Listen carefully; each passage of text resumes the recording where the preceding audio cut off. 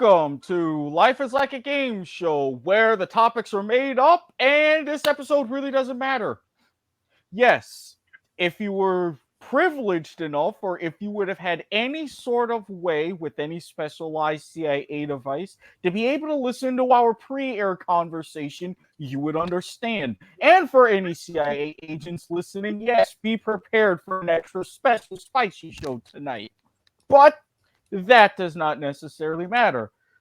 For the official intro, good afternoon, good evening, or whenever you happen to be listening. Yes, we're here. Yes, Christmas is over tomorrow as the time that we are going live on all of the various social media networks.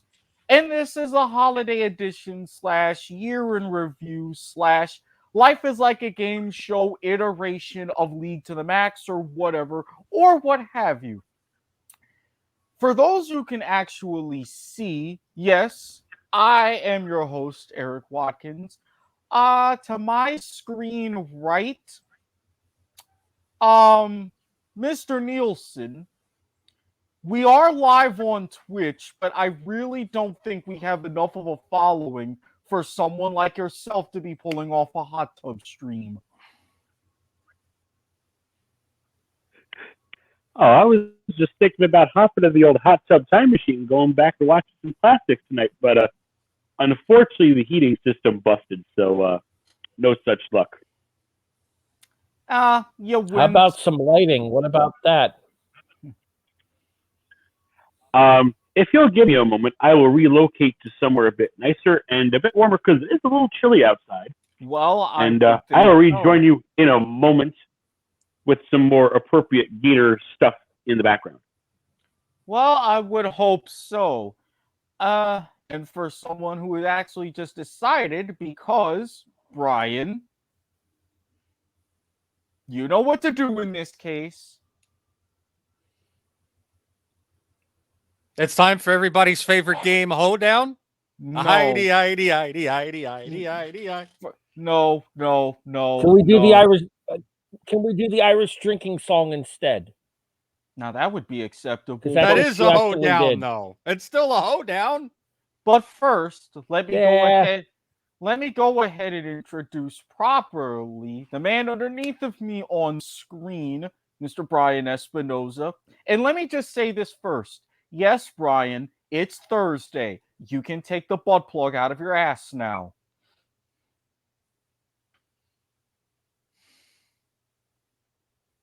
For those of you who are wondering where the fuck that reference is coming from, why don't you go ahead, go back into the archives and listen to this week's edition of League to the Max or whatever. Available on YouTube as well as all of your other different podcast devices. I have and no apparently coming soon to Pornhub as well. Well, I mean, there's Dark Twitter and other places where we're on now. So, 2022. Dark YouTube. Well, I mean, there is an age. Go ahead. There is an age-restricted version of YouTube, so you know.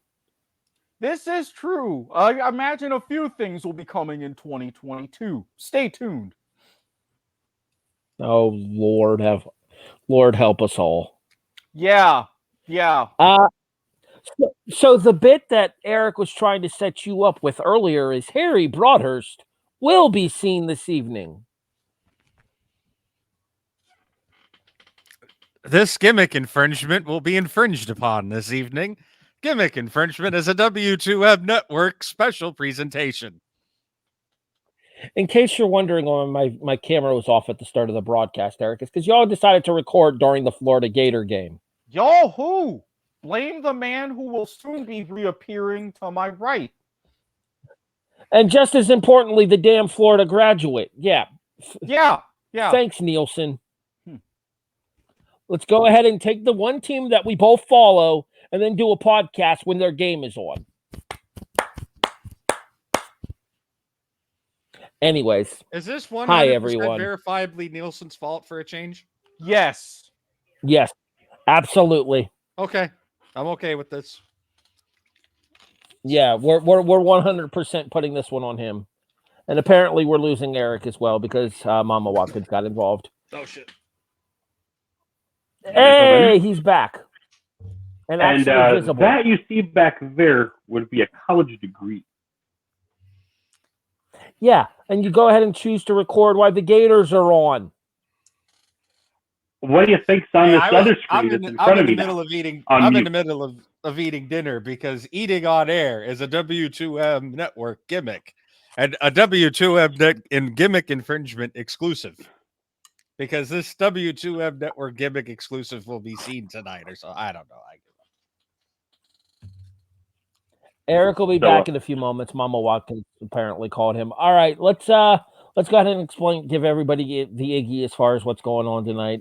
Tonight's episode is going to basically be a look back on all things Life is Like a Game Show thus far this year, because we will not be doing a episode next week for the New Year holiday. A portion of the panel already has New Year's Day plans and stuff, and they begin Thursday. So we're not going to be doing an episode next week. So we're going to kind of look back at the year that. I'm pretty sure at this point, the network overall as a whole is just taking next week off. It's probably not the worst going on. No, you know who's not taking time off? Mark Rattledge, because that some bitch is everywhere. Speaking of which, remember, he's got one for us next week, next quarter. Speaking of which, actually, go ahead and throw my own cheap plug in here. The Indiesiders episode 2 available in the W2M Network archives as well. Myself and Mark Rattledge covering Beyond Wrestling and Ring of Honor.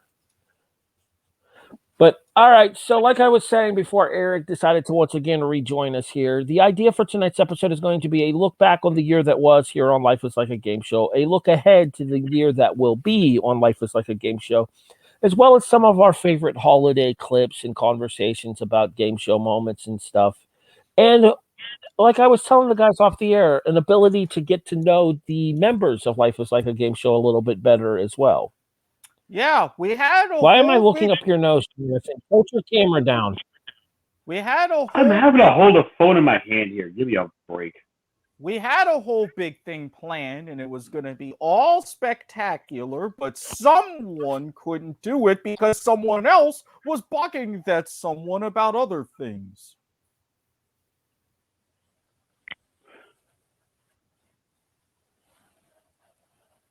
Hey, look, don't look at me, okay? Things happen. You were my ass. Look, you were the initial someone that was more directed to the someone else in that whole spiel.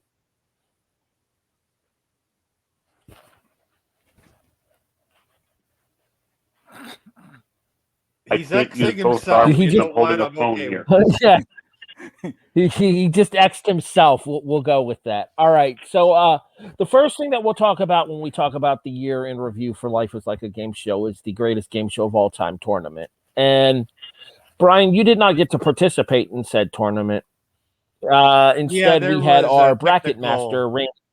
We had technical difficulties that prevented me from attending that. We will eventually run that back with you involved. We'll just have to figure out how to break ties. But the overall winner of the greatest game show of all time tournament came. The overall winner of the greatest game show of all time tournament came out to be Price is Right. Any arguments there? I can see it. I can understand it. I don't know if I agree with that. Well, have you had a chance to listen to the entire tournament and how we came up with that decision? I have listened to assorted bits and pieces of various episodes. I have not sat down and listened to the entire thing uninterrupted. Let's go ahead and discuss this from our own personal perspectives here. Eric, what is your favorite game show of all time? Under the auspices that we have new listeners watching and or listening for the first time, we are available on YouTube, Twitch, and Facebook Live if you're interested in the video format. The audio formats are available on a host of platforms, of which I will detail a little bit later on in the show. Go ahead, Eric. Well, for those of you who will have an utterly good treat for when my favorite game show of all time comes up, thank you, Rancid Randy. A well-known show, or little-known show, but more well-known if you happen to be from the Great White North, Bumper Stumpers. We've all been driving down the road. We've all read license plates and tried to figure out what they say. Hey, why not have a game show about it and have a nice sort of jovial host, everything? Very fun, very classic. It needs to be brought back. Mr. Nielsen, what is your favorite game show of all time? My favorite has changed over time as I discovered some more shows. I've really got two, and it really depends on whether I am in a trivia mood or more in the mood for some fast action. Thank you once again, Rancid Randy, for putting it on the play-in stage of that bracket mess. But if I'm going the trivia route, I am a huge fan of 1990s The Challengers. You have a bit of a wagering element as to easy, medium, or hard questions, almost like a Jeopardy clone in some ways, but very pyramid influenced in category choice. So if you merge those two together, that's pretty much what you get with Challenge. If I'm just in the mood for fast trivia action, Feud from 1979. Tom Kennedy hosted Roddy's first announcing gig. They just recently started airing episodes of that on Buzzer. Thank you, Wink Martindale, for pushing them to make that happen. Because who doesn't love... Oh, just real quick, 4:30 p.m. Eastern Time. Check your local listings. Because who doesn't love a little fast action every once in a while? Gets the job done in not a lot of time. Giggity. Mr. Espinoza, what is your favorite game show of all time? Question mark? Hey, when this is done, I've got a coconut custard pie waiting for me. Thank you very much. Not banana cream? It was... No. Okay, I'll go ahead and answer this. All right, you gentlemen have a wonderful evening. Yep, we're losing Brian early. He's tapping out already. I'm gonna have to throw a bottle at him. Yeah, I don't have that kind of range tonight. While he's figuring that out, do you want to go ahead or do you need a second here, Brian? I'm fine. Okay. Thanks. Well, then answer the dang question. What's Favorite the game show of all time? I don't know. While I was thinking, Harry, does this mean you have a question? That's a bit tough, honestly. Because I think it's either Regis Millionaire, and I have to put the specific caveat on Regis Philbin Millionaire. Or it's Supermarket Sweep, the David Ruprecht version. The non-Leslie, we don't Leslie talk Jones about that. We don't talk about that here. I even tried because they are back for a second season and whatever. Ooh. I tried. I went back and I randomly picked a season 2 episode. I couldn't get through the first 15 minutes. Oh, she's too much. Speaking of, I honestly tried. 1 second, Jonathan. Speaking of, she's just too much Leslie Jones for Supermarket Sweep to work with her personality. Yes. Go ahead, Jonathan. The 60s version was actually had its pilot recorded in the same town my dad worked for 34 years, up in Long Island, New York. I just found this out this week. Thank you, Randy West Facebook group.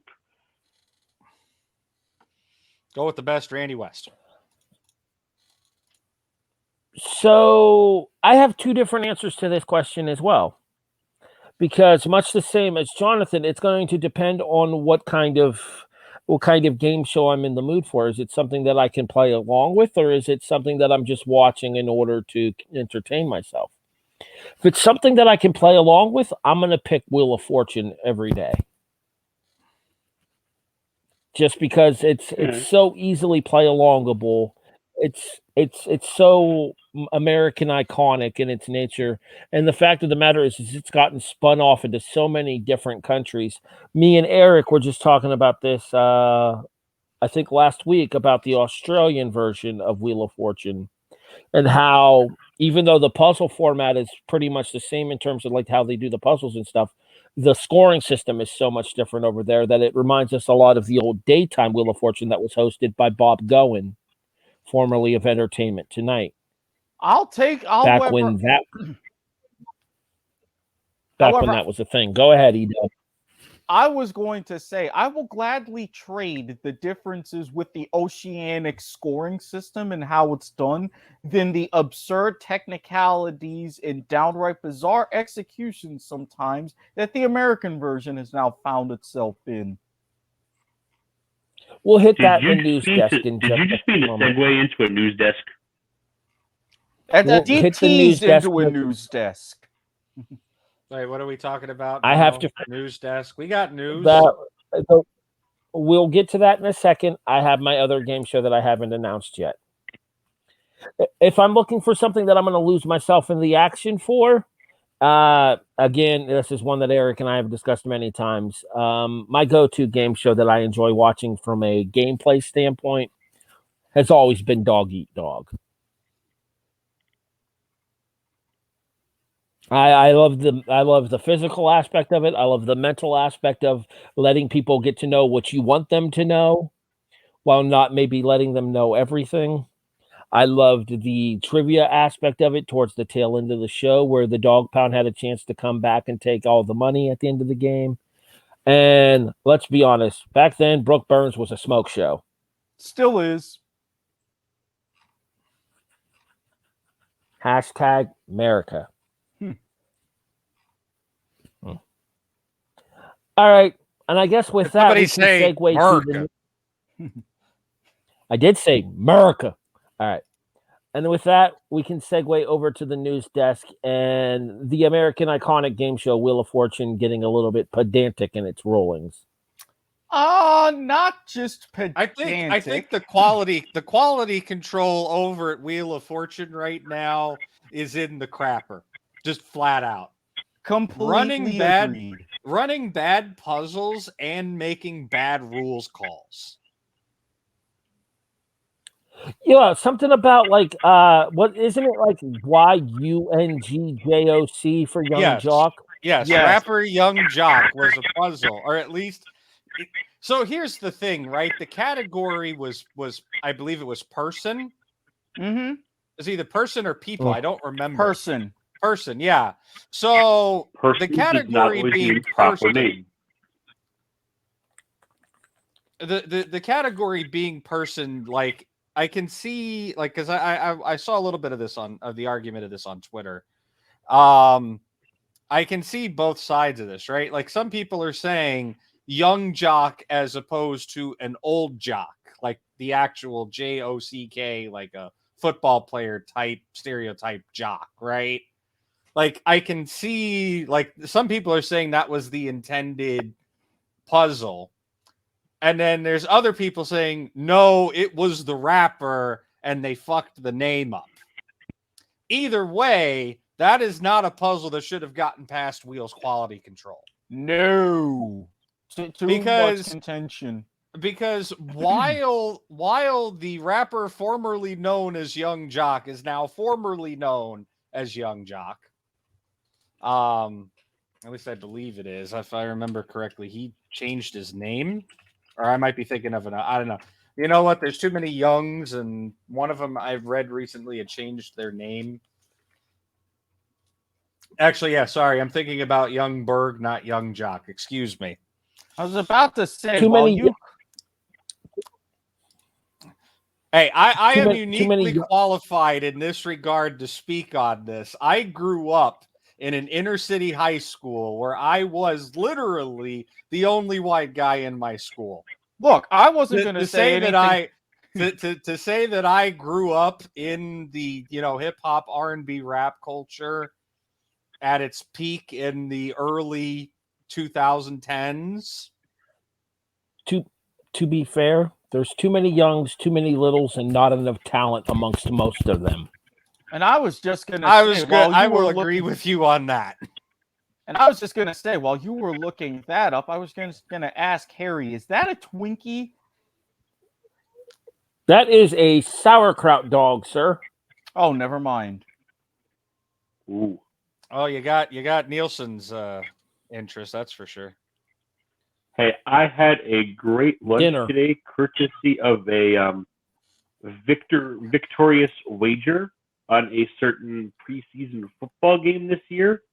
Yeah, and how's the regular season going for you, by the way? Shots fired. Shots fired. Shots fired. I am curious. I really shouldn't be saying much, but still. I will see you in 2-2 with 2 first-round draft picks. What? Hey, meanwhile, my dinner is I am kind of curious. So I am kind of curious to see what's going to happen when Watkins takes on Nielsen and Espinosa's team this week. Speaking of that number 1 draft pick. Yeah, it's the battle that nobody gives a fuck. Famous YouTuber Urinating Tree is probably going to call this the Super Tank Bowl. Yeah. It's the toilet bowl. I know it is. Eric? Dude, it might be so bad, I might be making a trip up to your neck of the woods if you could score some cheap picks. I wouldn't place that bet on Bovada if I were you. Wait, did somebody say bet on Bovada? Hashtag bet on Bovada. Please gamble responsibly. 21 means 21. GD it. Yeah, and again, if you're going to get good odds on if Australia is going to whitewash England in the Ashes, I would go ahead and make that bet, especially with the big Boxing Day test coming up. Okay, 2 things here. One, plenty of good seats available for Jets Jaguars, I'm sure. Jaguars? 2, Jaguars? He's a car enthusiast. I used to call them the Jaguars, so frankly, they've actually improved a little bit. 2, I am echoing horribly in somebody's headset. I'm not sure which. We'll blame Nielsen. It's usually a safe bet. I'm pretty sure it is his setup right now. I am pretty sure it's his Bluetooth setup that's causing the echo. Yeah, because it's gone once he mutes. Again, we'll blame Nielsen. It's usually a safe bet. Yeah.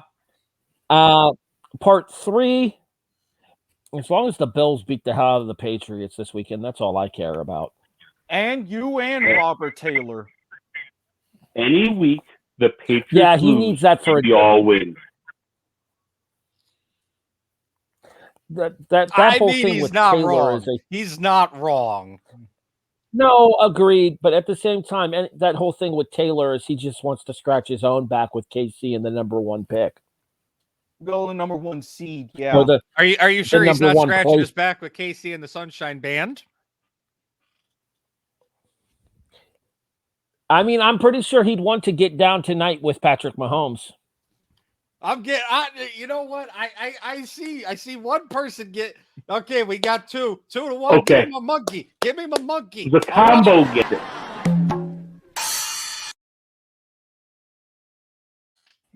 Suck it, Nielsen. I got a monkey.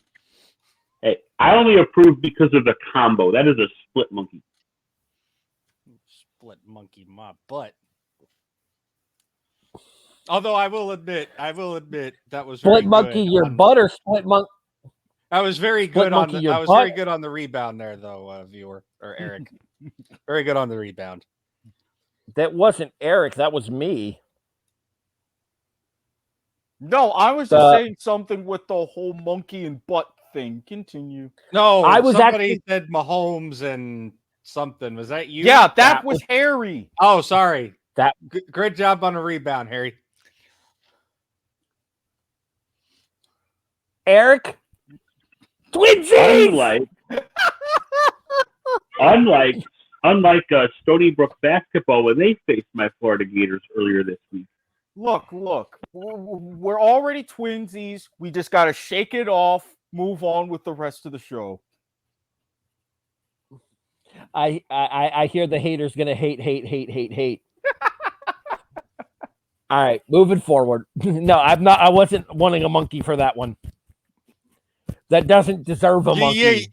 But you're getting one anyway. So. No, that's a deep cut from me and Eric's past, and we're just gonna leave it at that. Anywho, Harry, that was almost a very good catch.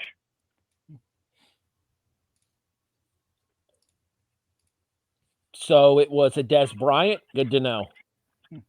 Hi, Sean. s.garmer@gmail.com for the hate mail, folks. Oh, come on. You had all people, Harry, to set that up wrong. I mean, it was impromptu, so I give him half credit. Yeah, Nielsen can do a better. Nielsen can do a better hate mail setup than that. Come on. Look, sometimes a draw is better than a tie. Okay. I mean, fair enough, but still. I mean, who do you think you're, the Detroit Lions? Oof. Somebody needs some ointment for that burn. Yeah, apparently. I'm so confused right now. Look, I was just trying to make a second cricket reference. He came in with the Detroit Lions bit. I mean, they were definitely tie. I was more impressed. Okay, we're turning into the kickoff light over here, so let's move forward. Back to the Wheel of Fortune controversy. Now that we've done the kickoff flight, let's talk about League of Legends. Oh God! Well, y'all have fun.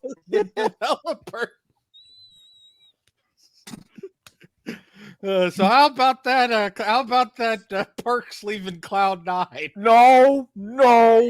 How about that? How about that? Adam and upset fanatic drama. Meanwhile, with 5 minutes left in the first quarter, Gators get possession off of a UCF punt, still scoreless. Let's go, Gators. They just announced on ESPN that this is the first time ever that the Gasparilla Bowl has sold out. More to the point here, this is the first time in my life that I've ever actually heard of the Gasparilla Bowl. I was going to say here. It used to be named something else, but but it's always been held in the Tropicana Dome where my Rays play. It's only been around a few years.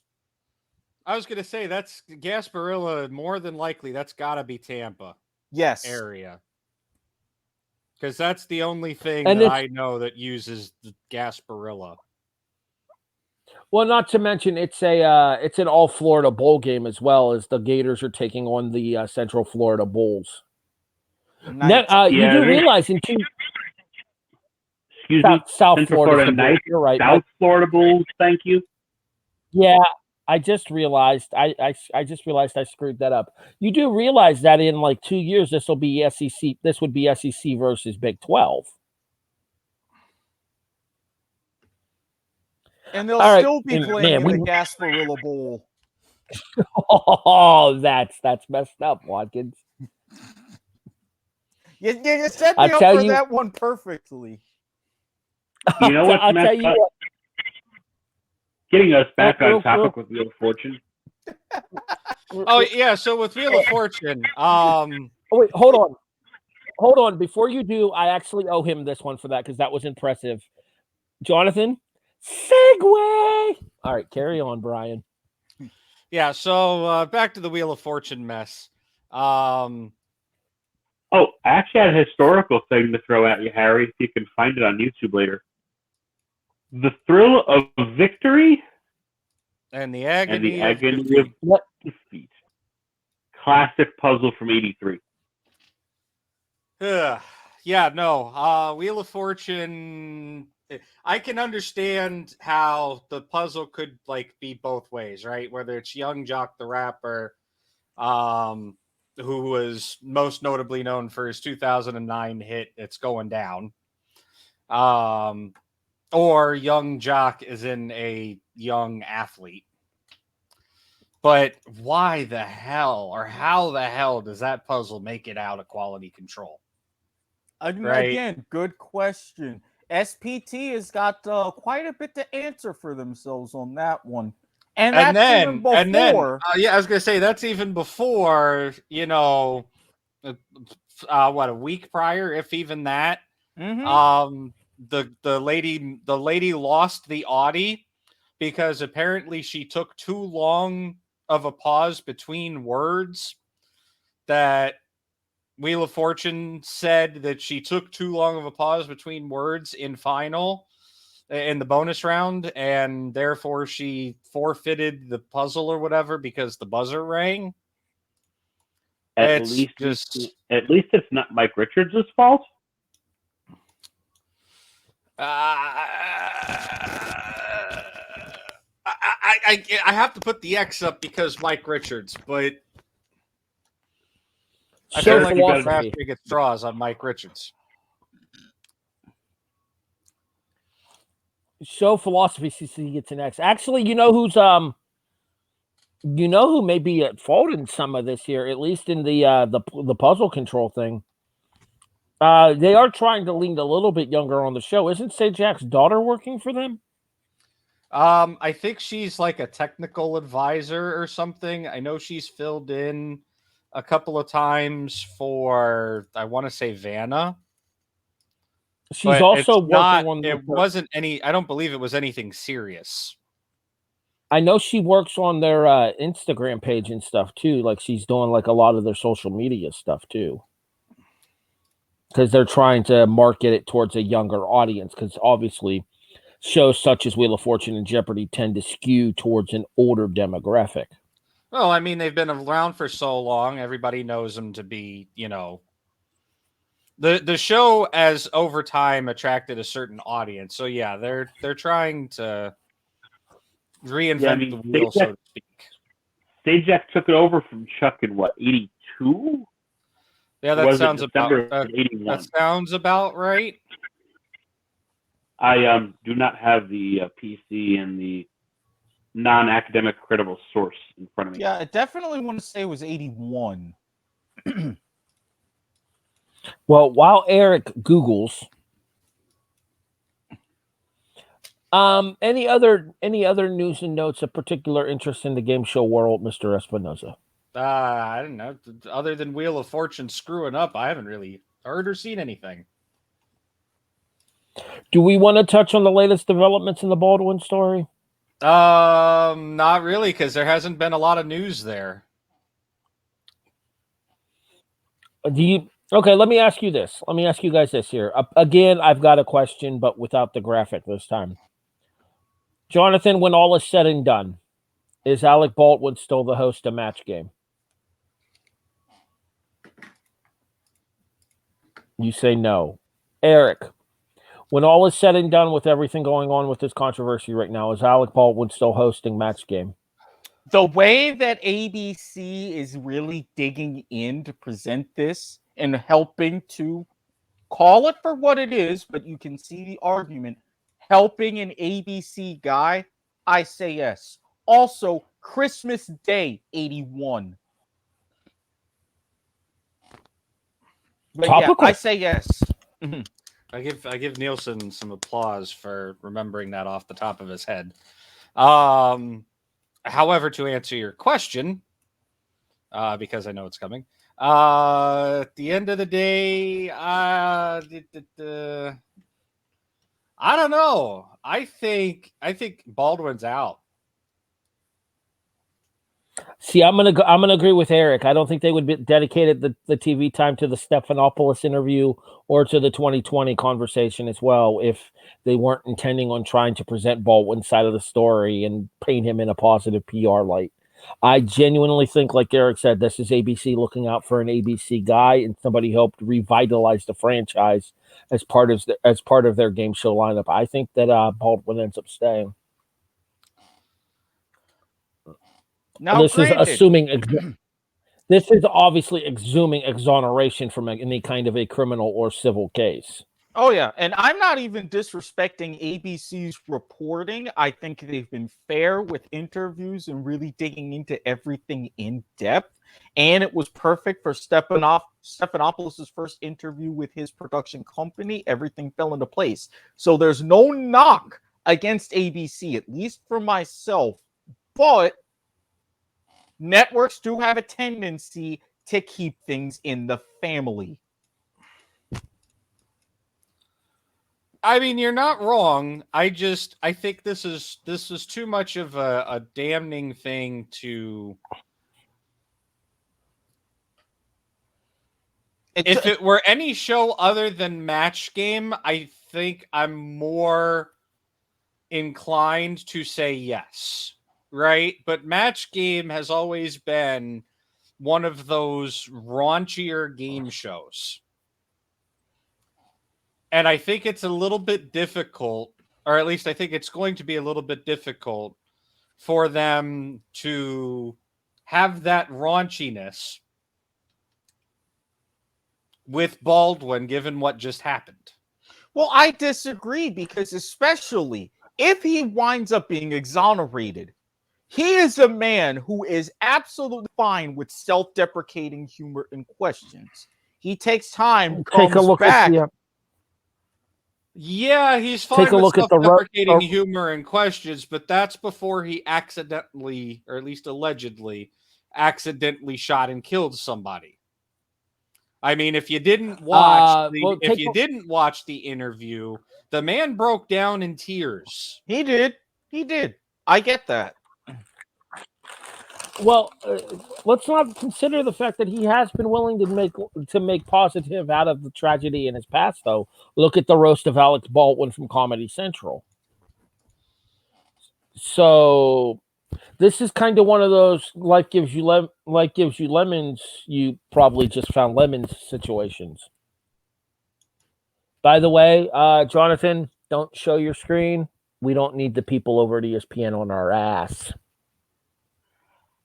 Fair. That's why I showed it only for the band. I mean, if he if he puts less than 10 seconds of it on the screen, he's fine. 10 seconds at a time, or 10 seconds throughout the course of the show? Like 10 seconds at a time. Yeah, that's it. That's the one. We got the lead. We're good. Okay. We have not been shut out since October of '88. We're okay. Shout out to Damian Pierce too. That badass in the time frame where so many college athletes. Again, we're turning into the kickoff light here on Life is Like a Game Show tonight. Sorry, not sorry. It's a holiday. Apparently that's the play that the coach made. Coach said, Broadhurst, get in there and run a kickoff light. Okay. I mean, pretty much. You're gonna pass the ball to Nielsen. Nielsen's not gonna shut up about the Gators. And Watkins is going to come in with jokes about the Jets. What? Spider 2 Wyman in a what now? So, okay. Gentlemen, I'm going to get us somewhat on topic and somewhat off topic at the same time. There's a way to do that?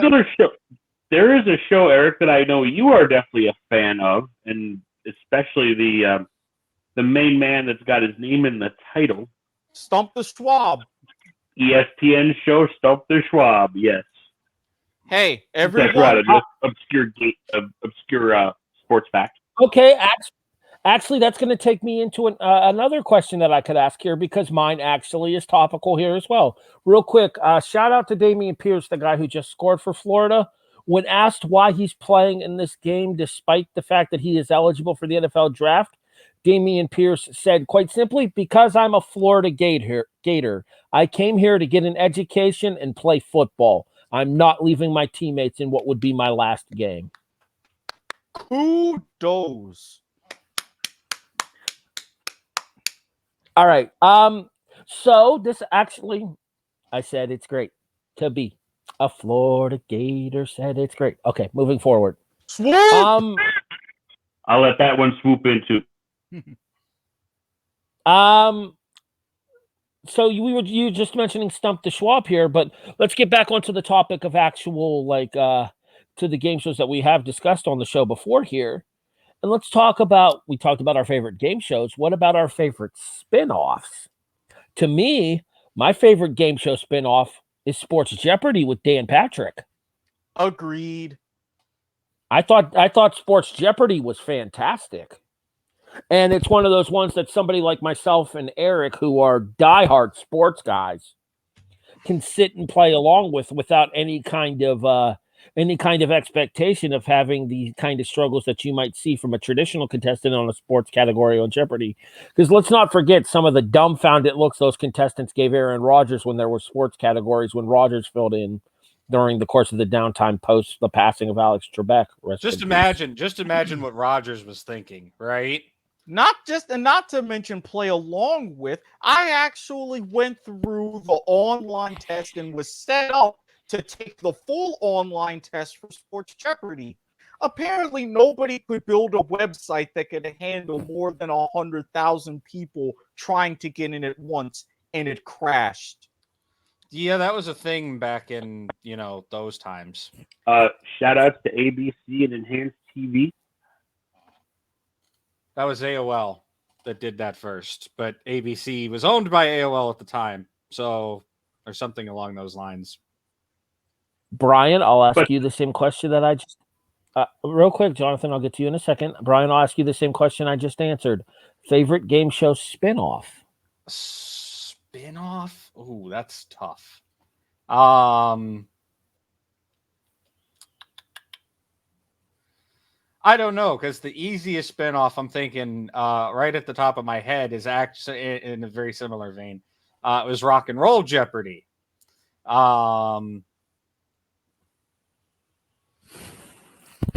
The VH1 one, correct? Yeah, that's Jeff the only. Probst.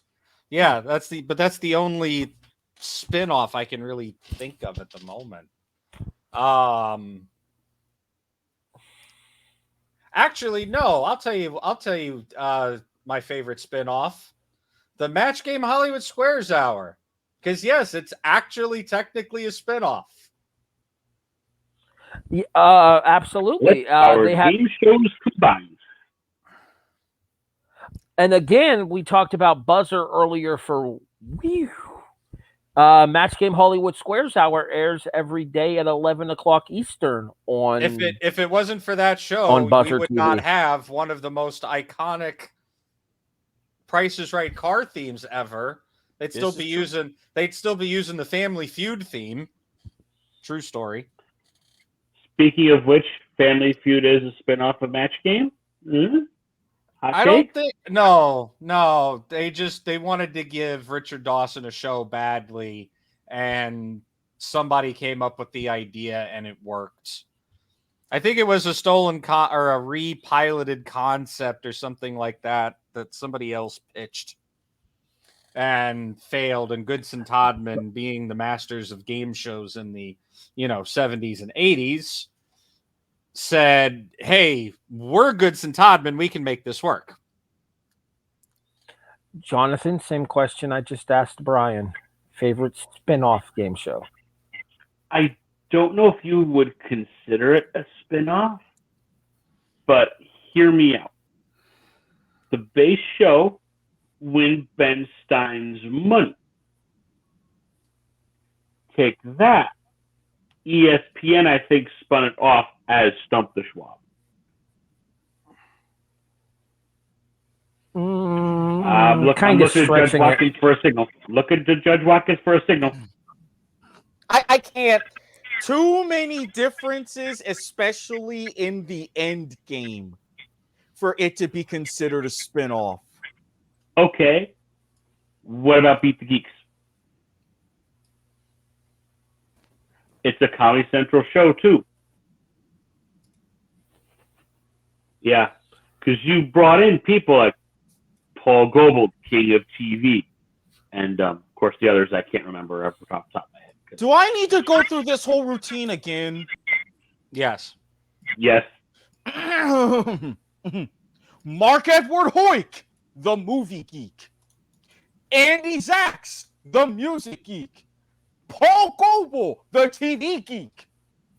Sacramento, Steve, how the hell are you thought my Max not know these guys' names? The four of us, the game show geeks. If we're judging based on different genre, we could pull that off.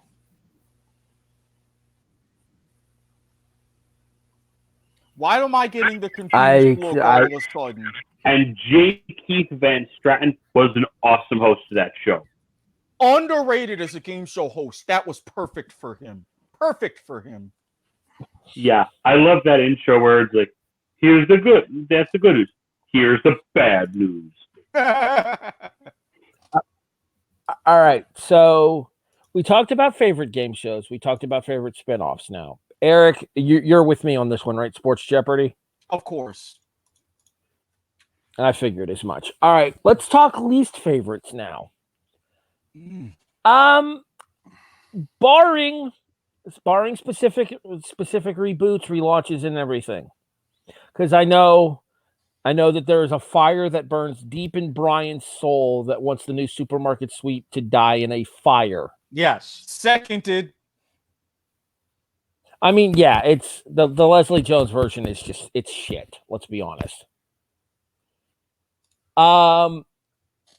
Brian, is there a game show that you have watched and then questioned your sanity after watching it? Like, why did I waste my time on this? What is your Jeopardy. least favorite game show? Super Jeopardy. I've never seen an episode of that.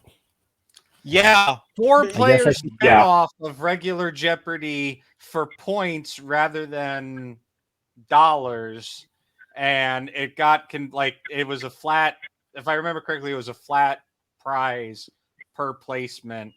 And just the entire thing. The entire thing was like, why? And they didn't even do the points right because it was in increments of 200 in the first round, then increment of 500 for double Jeopardy. What was up with that? Very mismanaged hot mess. Agreed. Yeah. Yeah, either that or Jep. I did not like Kids Jep either. I thought Eric? it was good for what it was for me. And I have seen some crazy game shows. Some of you that I'm sure either none of you three have heard of. If you've heard of Web Riot, good for you.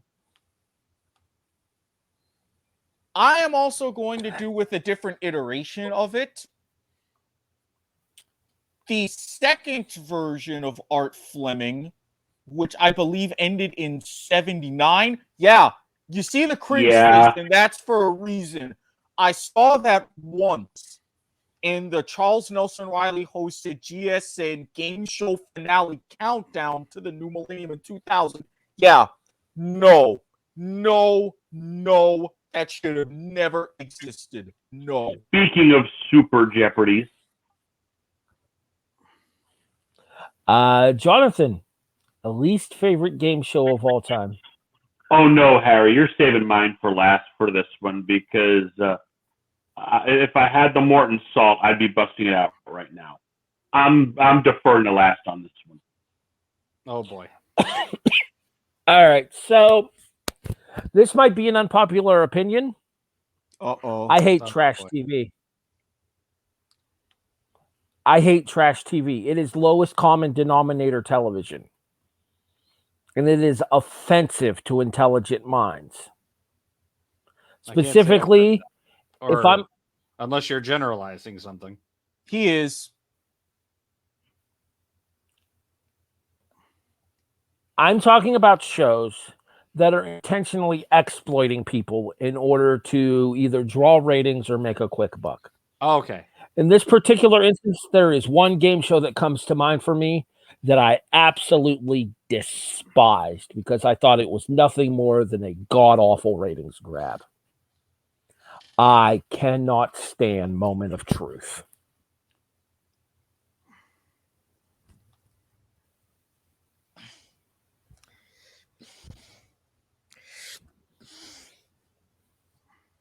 See, Go ahead, Edub. Go ahead. I get it. I get where you're coming from entirely, specifically for Moment of Truth. The others we're in agreement of, and this is someone you could who you could go ahead. You could probably file baggage along the same terms. Yeah, baggage. To me, it's one of those things to where I get, but it's just no. I really wouldn't want to be I would not want to be on baggage. Yeah, I was gonna say I didn't think that Baggage was a horrible show, but I certainly wouldn't want to go on there. Moment of Truth, however, yeah, I could potentially lose a lot of friends. I would call a lot of people out, but that was one of those shows to where I could have seen myself on. John and I have even talked about our particular no zones for questions we would not answer on that show. The other one that sprung to mind when I was considering this whole philosophy as far as the trash TV, the almost reality genre of game shows there was Eliminate. Ooh.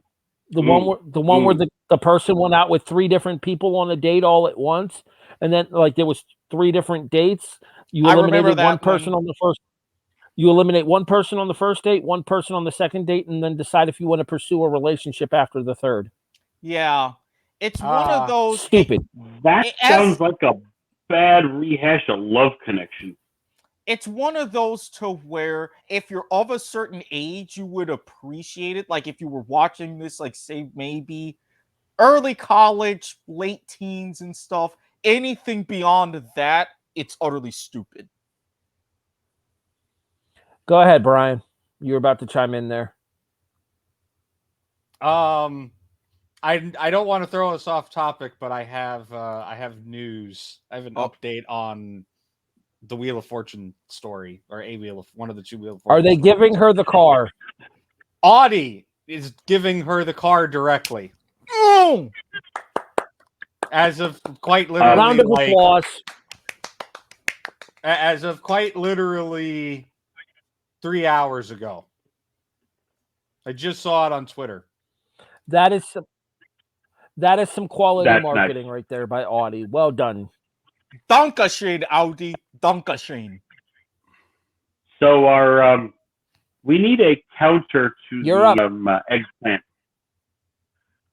If we need some kind of counter to the eggplant of the week on the opposite end, and Audi gets it this week. But worst game show of all time.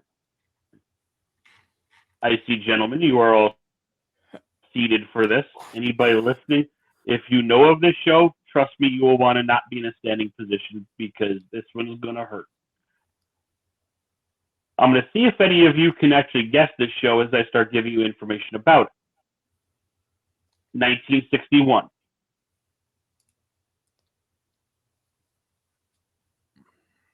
One episode. You're in the picture. Oh, Host. No. Hosted I know where by Jackie Gleason. You're in the picture. Mm-hmm. Get him out of here. He's not allowed. This is a forbidden subject. It's not allowed to be talked about. I didn't even think that we went into that whole thing because it was worse. There are bylaws. There are bylaws. No, and this is what I'm. The 3 of us to be in the same room or same general vicinity. Right. Being talked about. I was going to say because I thought this was worse than Dotto, and we don't talk Dotto. This show is as forbidden on this podcast as to the folks over at Secret Base, the 6-1 NFL score possibility of scoregami is forbidden. Fair. It is that level of bad. And that's all that needs to be said about it. I do not appreciate a good score. I will say, you said 61, and I'm thinking, okay, older. And then you said 1 episode, and it just, yep, Episode 2 became the Get it Jackie outta Gleason here. show. All right, so yeah, I Wheel have of yet Fortune another. is giving the lady the Audie is giving the lady the car. Yeah, let's go ahead and change the topic once again here. And I'm going to go to another personal preference category, but this is going to be for a game show we thought was underrated and doesn't get the love that it deserves. I do want to say, If you guys don't mind, I have a tie because it kind of came into my mind as we were going through. I have a tie on best spinoff. I'd like to go first on this one. I said spinoff. You have a tie for. Okay, Yes, go we ahead were and do just spinoff real talking quick, about. and then we'll go ahead and do your spinoff tie, and then we'll move on to our most underrated game show. Davidson Price.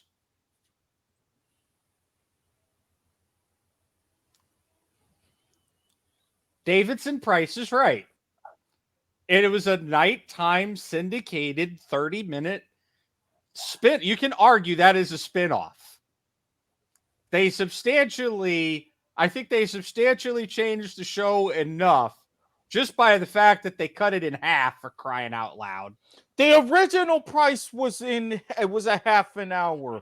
The first 3 years of Barker was a half hour. Yeah, but when this came out in the 90s or 80s or whenever I think what was it? Early 90s. 93. The Price is Right was known and established to be a 1 hour show. Still, no. With that show, the price was wrong. It was. You shut your behind, Nielsen. I'm siding with him. The only thing that was worse than that was the second generation Australian Price is Right. Come on up here and fight me. I will come up there and fight you. And then we'll have. I can't. Gentlemen, I'm geographically in between you. Shush. Harry. And then we'll have this bottle of tequila that's been sitting here for forever. But please don't let him do that on air. I react differently to tequila than I do vodka. Gentlemen. I'm just saying. Gentlemen. All right. Wait, I'm the voice the reason why? Harry? Yeah, how the hell did that happen? We're not letting Harry get a word in edgewise. That's why he can't be the voice of reason right now. All right, no, seriously. Anyways, I've never seen the Davidson Price is Right, so I can't make a statement. It's the one with the really jazzy up tempo theme. You know what really grinds my gears, Harry? When you rip off Family Guy, absolutely. No, Gator kickers. Wait a minute, did he just steal my gimmick? This gimmick infringement will be seen tonight. The gimmick infringement is a W2M network exclusive. I was just about to say, because you guys don't steal my shtick on a week in, week out basis. Anyways, all right, let's get back on topic here and let's talk about our most underrated game shows. Episode. We don't need a bleeping topic. I mean, come on. You can't just say when you leave something extra sticky, you've done a good job. Family show. I said sticky. That's subtle enough. Honestly, I think that one deserves a monkey.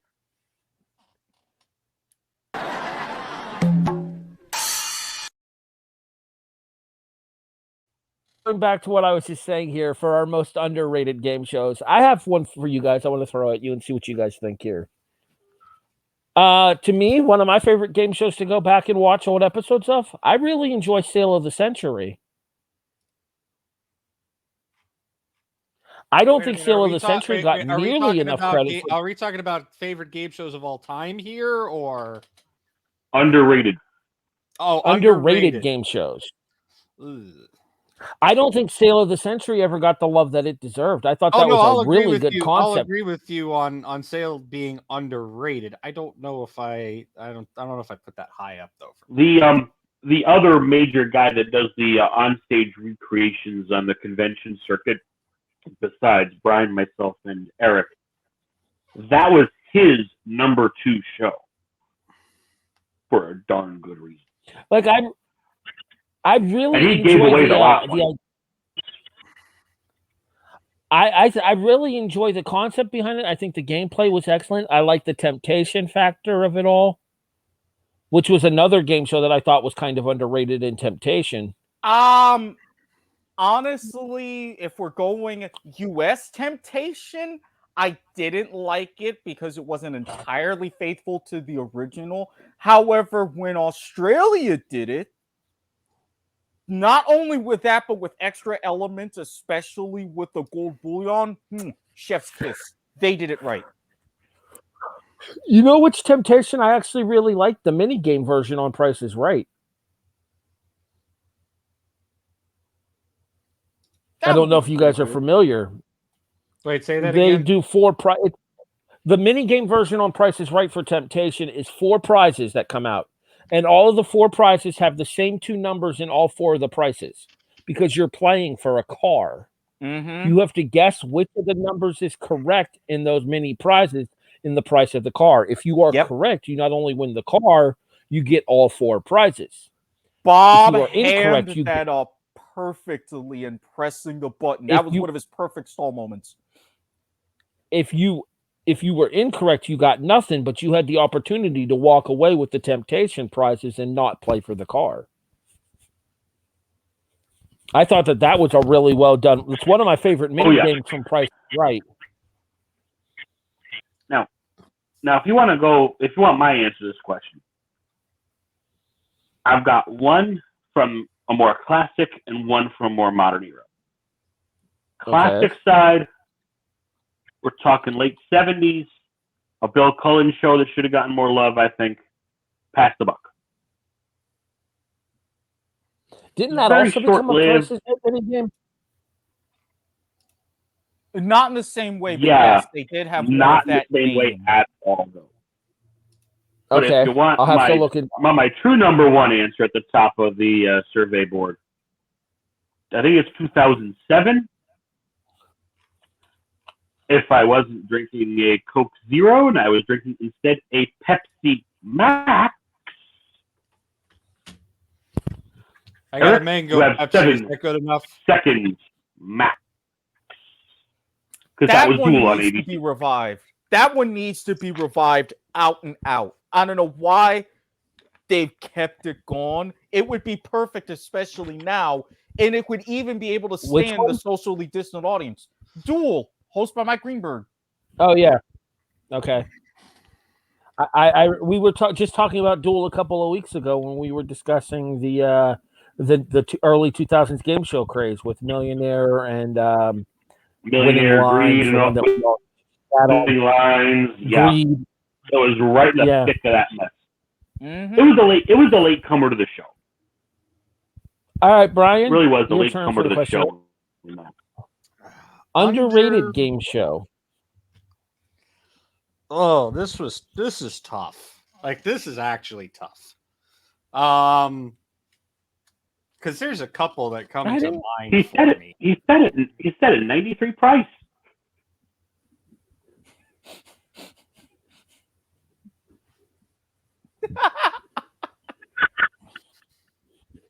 You mad?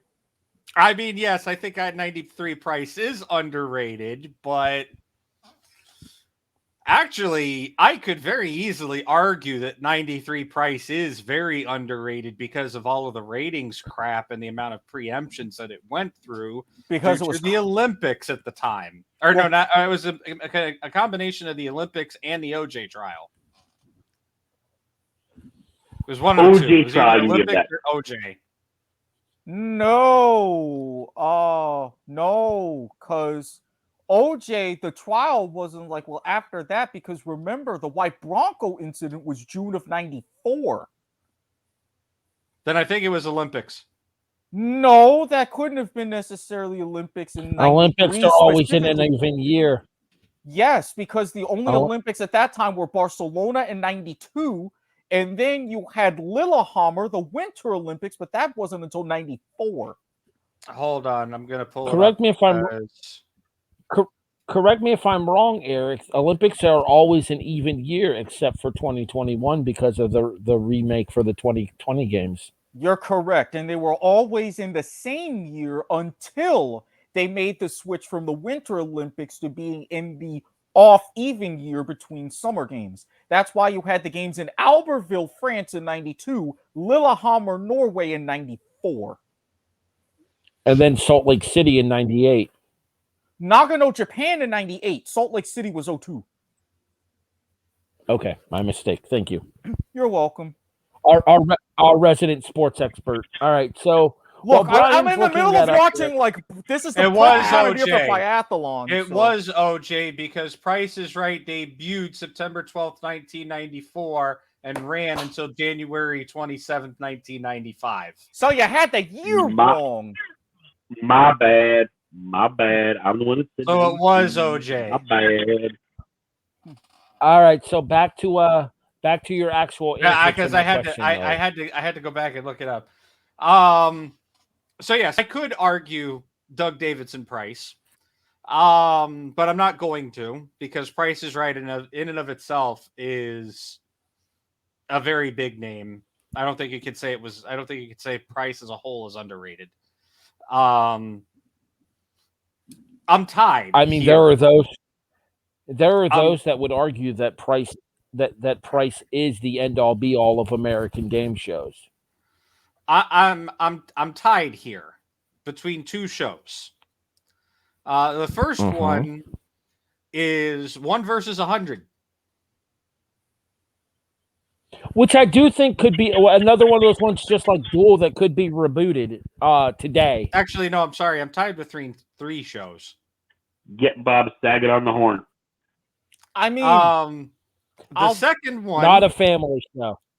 The second one, mentioning The Price is Right, right host, wrong game show, Power of 10.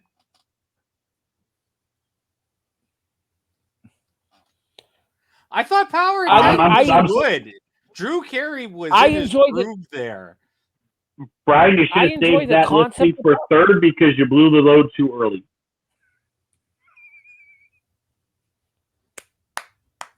Monkey. I'll give it to him.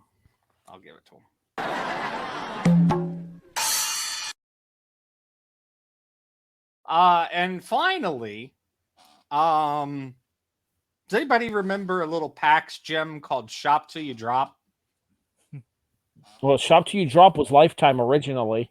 Oh, Lifetime and then moved to PAX. Yeah. That was the same with Supermarket Sweep. They that genre. Yeah, they were both usually aired back to back. Yeah. That genre general needs to come back. That was an underrated genre that there was really nobody really did a spin-off on it. Nobody's really touched that. Shop Till You Drop is honestly uniquely a one-of-a-kind show. Supermarket Sweep, you could argue we've kind of seen a modern iteration with the cooking as well, with Guys Grocery Games. No, Guys Grocery No, Games. I'm talking about Shop Till You Drop, not Supermarket Sweep. Right, no, but I was referring to the fact that genre in general not being rebooted. There's kind of a modern take with Guys Grocery Games. It just adds a cooking element to it because it's a very but nobody in has terms really of knowing the prices and stuff. Nobody's really done Shop Till You Drop the way that Shop Till You Drop did itself. And I will say, no, I agree. Guys Grocery Games, if you're going to do that, it's an incorporation of a hint of Supermarket Sweep, and for those of you who are OGs on the Food Network, Ready, Set, Cook.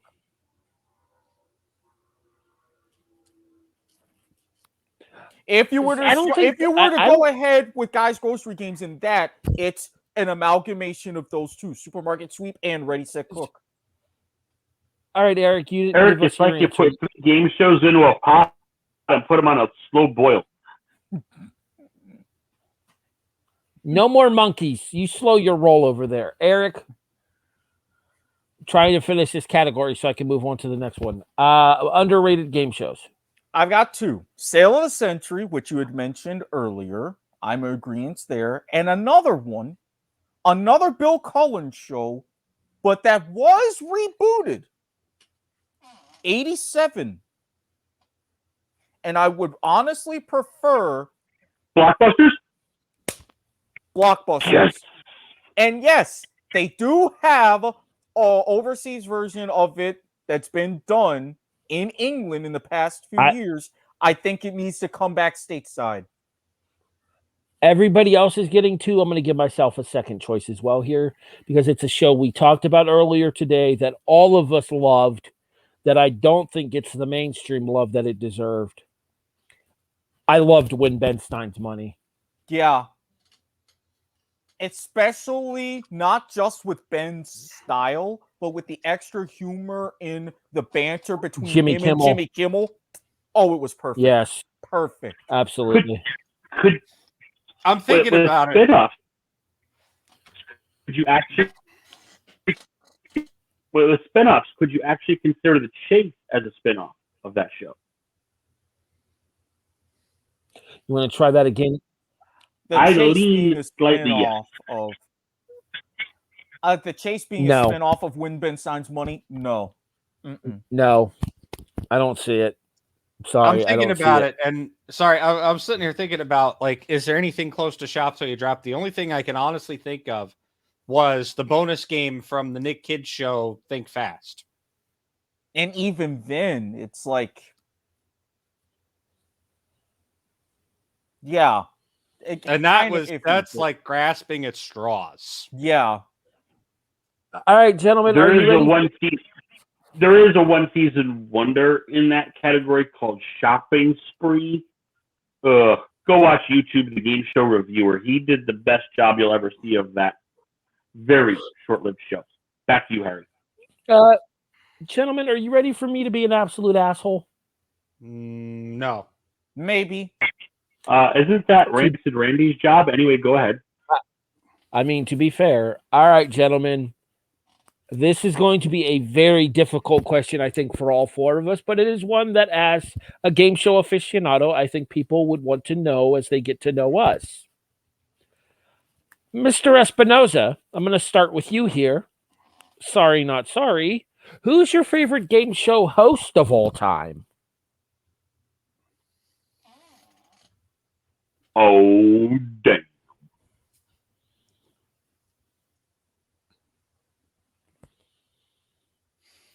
Eric looks sus over there. You ass. I think Eric's about to throw something at me. If I could, Favorite I game would. show- You ass. Favorite game show host of all time? Yes. And this is one of those ones where I'm going to tell you, you cannot have a tie. I need a single pick.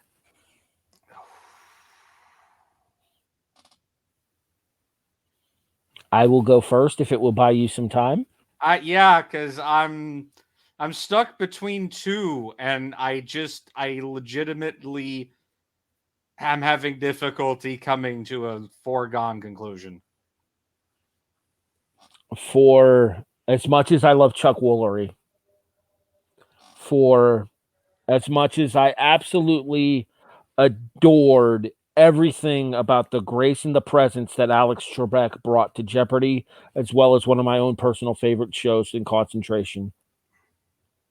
To me, when I think game shows, I think about being 10 years old, being homesick, with a bowl of chicken noodle soup, a glass of ginger ale, a pack of cough drops, and Bob Barker on my television screen with The Price is Right.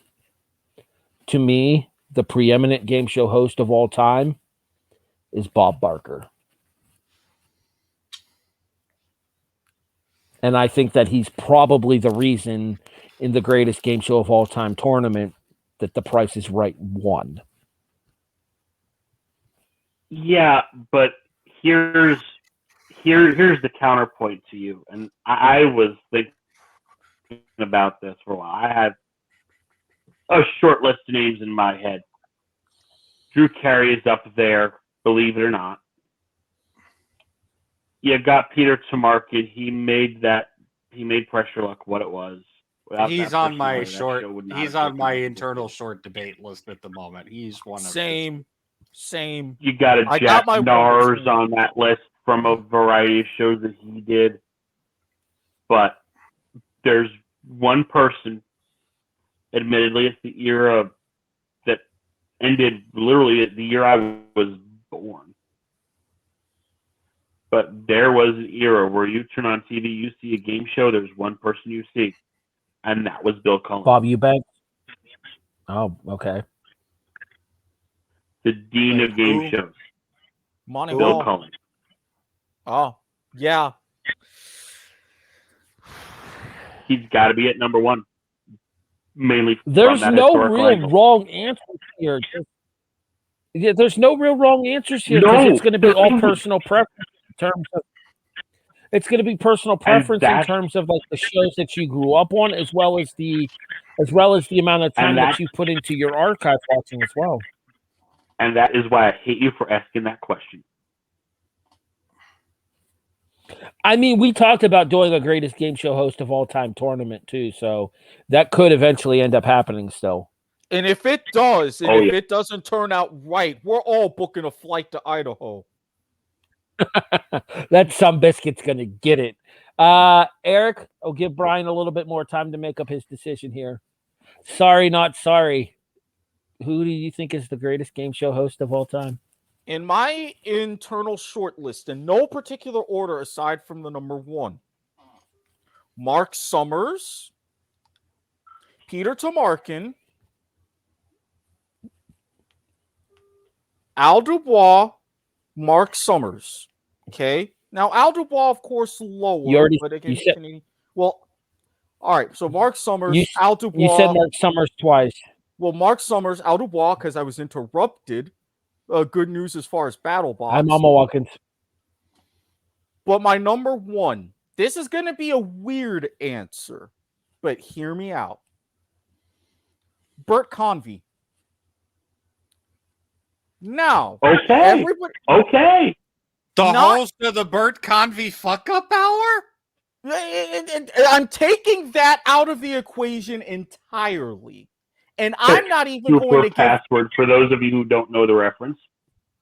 I like super passwords. So did I, but even more. Yes, but there's a reason why you meme on it and call it the Bert Convey Fuck Up Hour. But even before Super Password, a show that caused so many breakups and divorces, Tattletales. The way he handled that show and in that perfect kind of semi-light blue, I'll call it light blue humor involved with some of the questions and the way he handled it and some of the things he did. And with Super Password, I mean, come on. In our recreation circle, we piloted Tattletales. We never got to a full run of it just because it was that hard to thread that line as a host. Yeah. I give respect to Bill. I give respect to Convey. All right. I'm going to ask another question along this same line next. But for now, I will let Brian give his answer.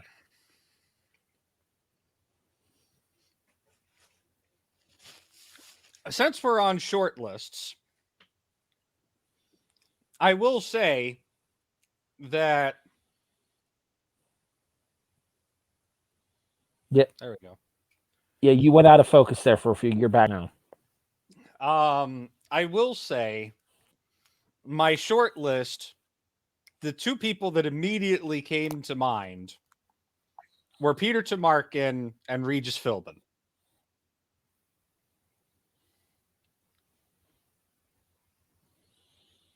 Expanding on that short list just slightly, although it's not, they're not in clear-cut contention debate for my overall best game show host. I add in David Ruprecht and Howie Mandel.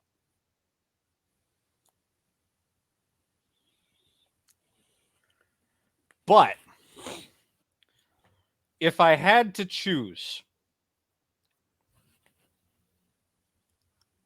I have to give it to Regis Philbin.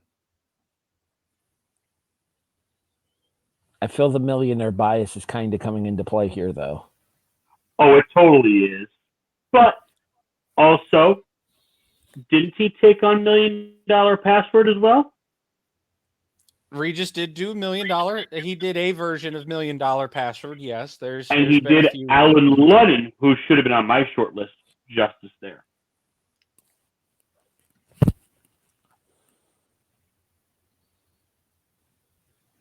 Regis was a refreshing change in the game show hosting world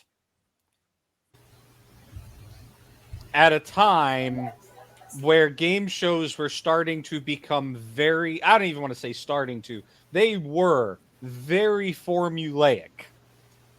Now, ironically, Regis spawned the new generation of formulaic game shows in the $1 million format.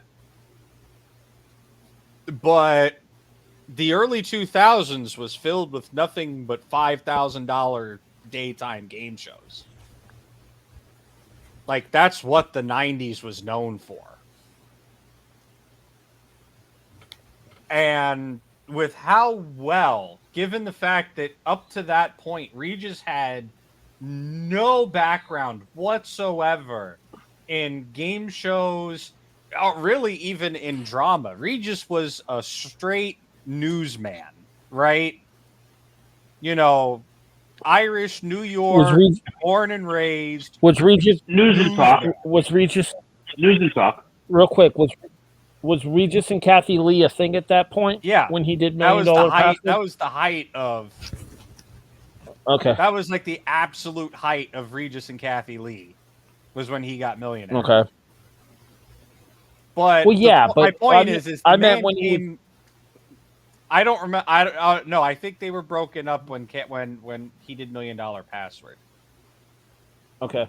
But my point is Regis came in with like no experience in game shows, no experience in anything even close to the sort, right? The man is a through and through, New York born and raised and lived newsman. And just did that show so well of a justice, right? And that, yeah, the Millionaire bias is heavy, but that's because Millionaire is the first interaction I had with game shows. A lot of folks think it's Pressure Luck because I talk about Pressure Luck a lot, or because it was, or Supermarket Sweep because I have a very heavy bias towards Sweep as well.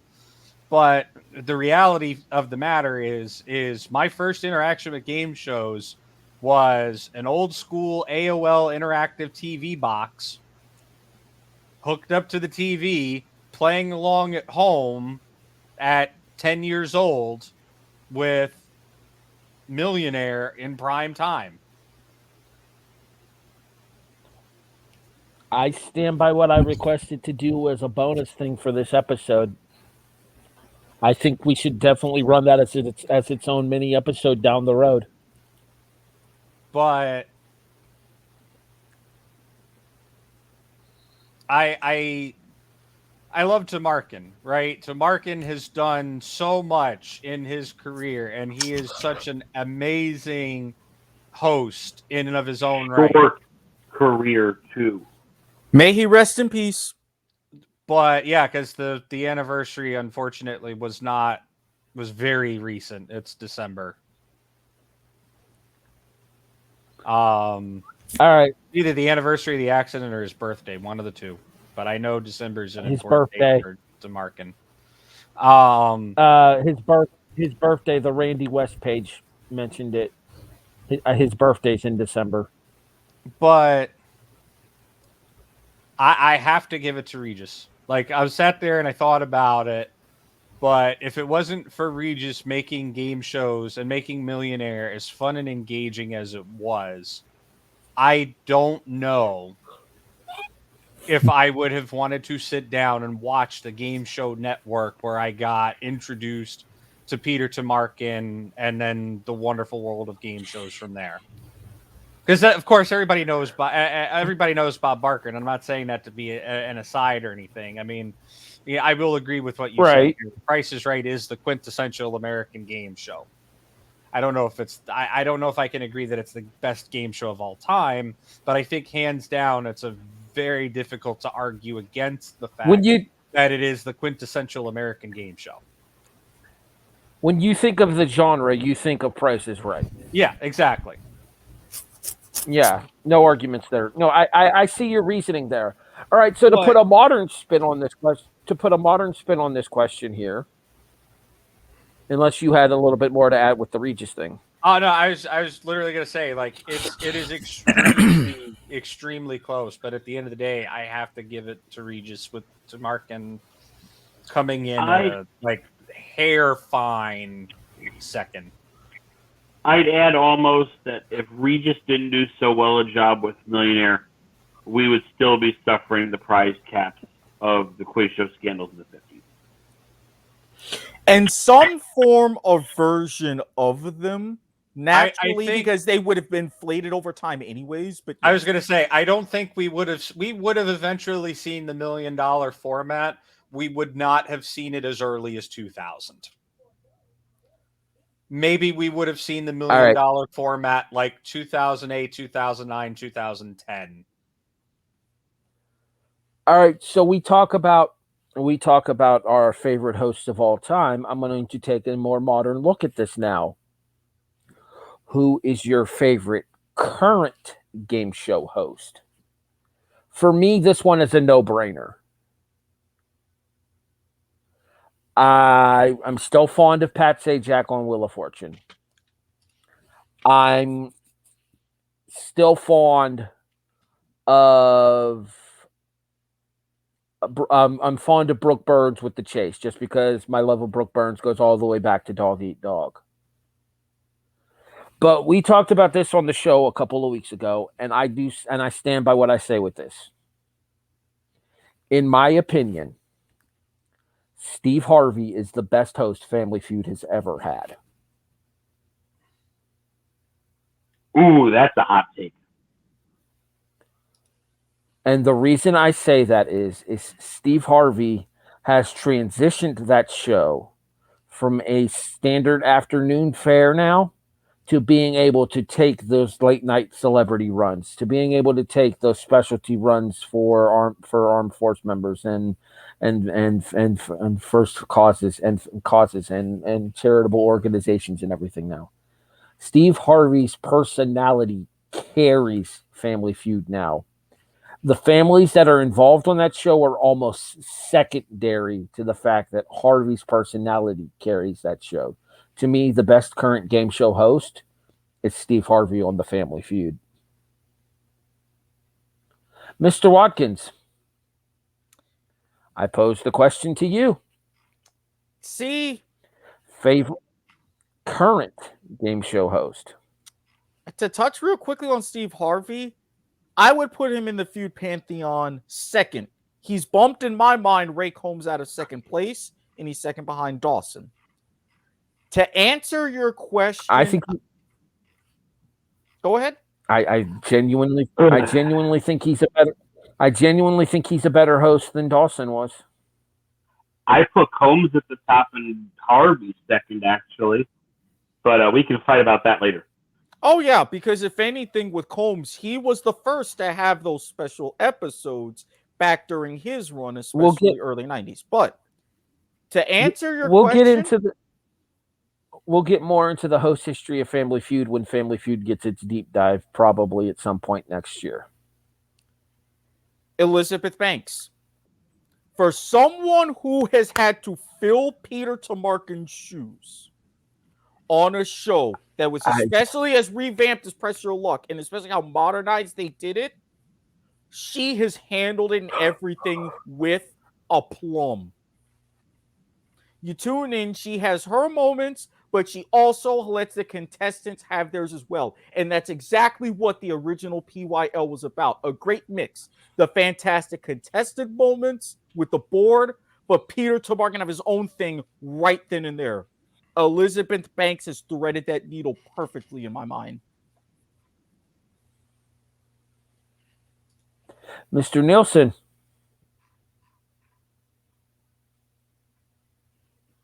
The floor is yours. I can't believe I'm about to do this. Eric, you stole mine. Good job. So now I got to think of something different off the top of my head. Call this a cop-out if you will. But I'm going to put a slight swerve on your question because it's potentially a current show. There's a host who's been around for a while, is still active in a pilot sense. Saw with Tic-Tac-Toe, a man who also has dealt with the Dread Whammy for a little time, I believe. Tom Bergeron? Miss Bergeron, yes. He took the Hollywood Squares and Peter Marshall, a man you thought you could never replace on that show. David, I did really he's elevated to the next level. And Bergeron comes in, Whoopi Goldberg, and wham, bam, done. I did really enjoy the Bergeron era of Hollywood Squares. I will admit to that, yes. And and he also, he handled the You Fool incident very well. Because Gilbert Gottfried's a hard person to rein in, and he reined him in enough. And did you ever? Yeah. Did I ever send the comes back, YouTube link to he's that a current show host. to the group chat? He counts. We've talked about You Fool on air. Mm-hmm. We ran You Did Fool I send on you guys? episode. That's going to get an episode in itself, I feel. We talked about You Fool on the Thanksgiving from episode. the question We ran the in clip. our little chat. Okay, so that must have been before I was able to get back onto the episode when you guys discussed that then. Because I just recently saw that episode. I just recently saw that episode on YouTube, and I was dying laughing. Yeah, that is plastic. Or as Tom Bergeron put it, the longest $1,000 game in Hollywood Squares history. I mean, he's not wrong. Wasn't wrong. No, he was not. He was not. All right, Brian, what about you? Who's your favorite current game show host? Current game show host, actually, this one's pretty easy for me. Jane Lynch. Okay, that's fair, because she is phenomenal on Weakest Link.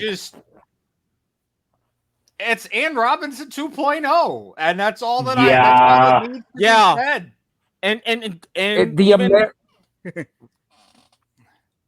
Like, or to I'll even be get rid of honest the with you, knowing Jane Lynch's history of work, walking into the door on Weakest Link, I was very skeptical.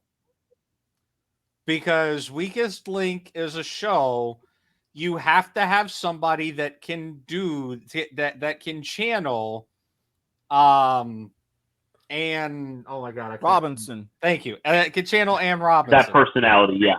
You have to have somebody that can channel that personality because that is what the show. That's what the show is. Let's be realistic here. That's what the show is known for. Oh yeah. The show is not known for its format, although it's a rather unique format. The show is not known for its format or its gameplay. It's known for the Ann Robinson wit and sarcasm. That highly acerbic, somewhat dry, deadpan delivery. Yeah, exactly. And the fact that Jane Lynch was able to walk in and just, even on the very first episode, just absolutely wowed everybody away. There's some good game show hosts that are on the air right now, right? Uh-oh. Like you have some. I see you wanting to chime in, Harry. You've got some, you've got your old fashions like Pat Sajak, for example. Harvey and Carrie have been on the air long enough that you can put them in the old guard category now. Carrie's been helping. Bergeron's in there. Carrie's been. I'm sorry, but I can't count Bergeron. I can't count a pilot that hasn't been sold to a network yet. I was referring to putting him in that old guard category, but fair.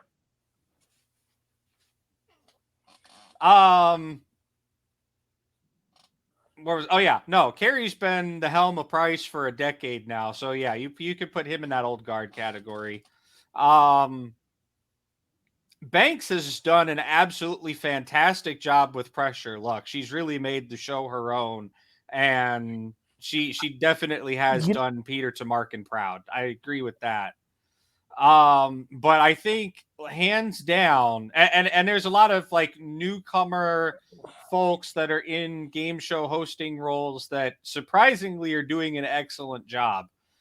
Craig Ferguson on The Hustler is one. Yes.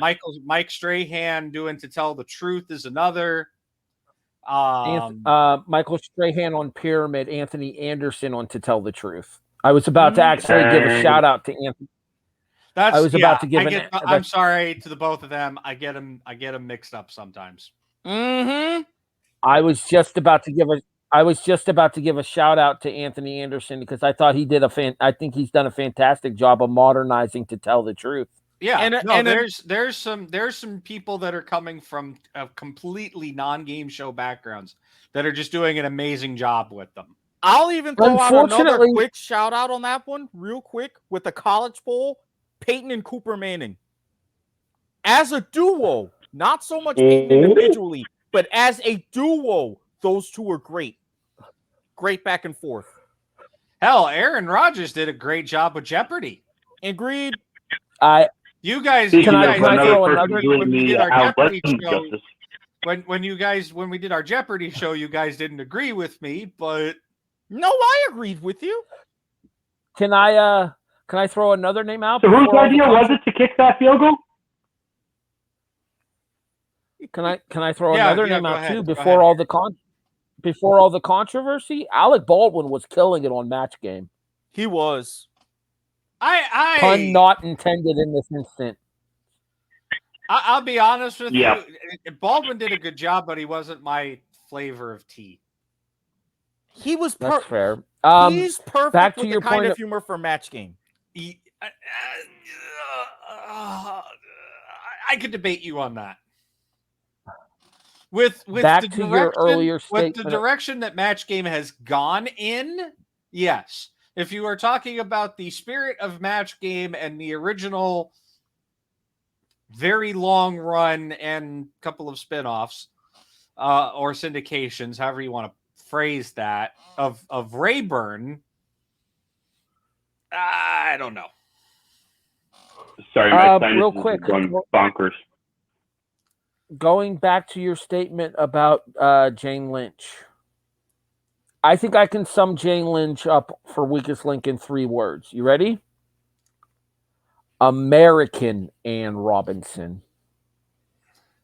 And I have to admit, Jane Lynch was. I said it was easy, but only based on the fact that she's been doing Link for they're about to go into their 3rd season now, I believe. Yeah, it'll be their 3rd season, the next one that airs. Also, what about her Hollywood Game Night too? She's done a really good job with that as well. Yeah, I'm not a huge fan of Hollywood Game Night. She did a good job with it, but I am nominating Lynch squarely on her merits of Weakest Link. I'm going to throw another name out there as well. If we're talking about her doing Hollywood Game Night as well, which I believe she's still doing, yes? Yes. Yeah, she's still doing that. If I have to count that as well, then I actually bump her to 2nd, and I give it to Craig Ferguson for The Hustler. Can I throw another name out there who I think has done really good, even though it's more of a return to game shows as well? Meredith Vieira on 25 Words or Less. I haven't seen that yet. You should. YouTube. Haven't seen. YouTube. Daytime. They have a full YouTube channel. Check your local listings. Syndication was mentioned. They have a YouTube channel and they upload the daily episodes on the YouTube channel. Highly recommend 25 Words or Less. It is very entertaining. Unfortunately, I COVID have hit that my, so hard. I have my reservations, if you will, about Vieira Because of Vieira, Take because of the Vieira and Millionaire Millionaire. Run. take out the millionaire Yes, Yes, run. I figured She's as there much. good for it. that is where I will fully admit to millionaire bias. But no, I'm not exactly a huge fan of Meredith Vieira. Okay, I got. no, If we're go ahead, Jonathan. once we're done there, I've got a question. I got a question too. Last one because we're coming up on 2 hours. And I've got presents Just bullet to wrap. Because I thought of this host and this show together, and I think best in terms of the host made the show. Best sort of matching the right host with the right show. And I will kick it off with an idea in that vein. Richard Quest, 500 questions. What do you say, Eric? I had a feeling that somehow 500 questions was going to be mentioned before the end of the episode. Yeah. I knew it. I knew it. I knew it. If you got a problem, I feel bad for you, son. I got 500 questions, and that host ain't one. Oh! I need to book a plane flight, I think. But yeah, monkey worthy.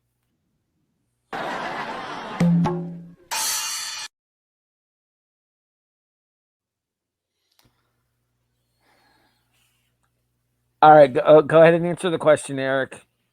The host that fit the show the best.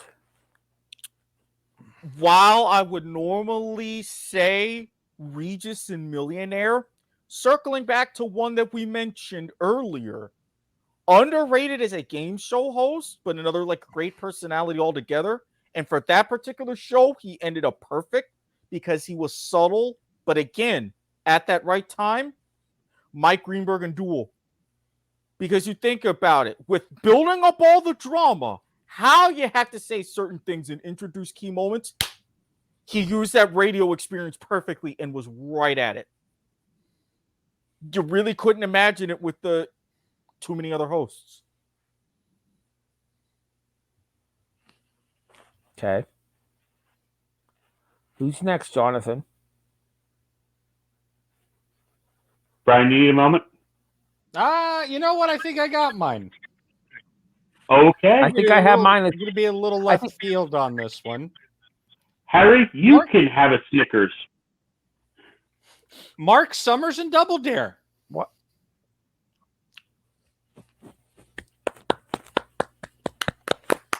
Excellent pick.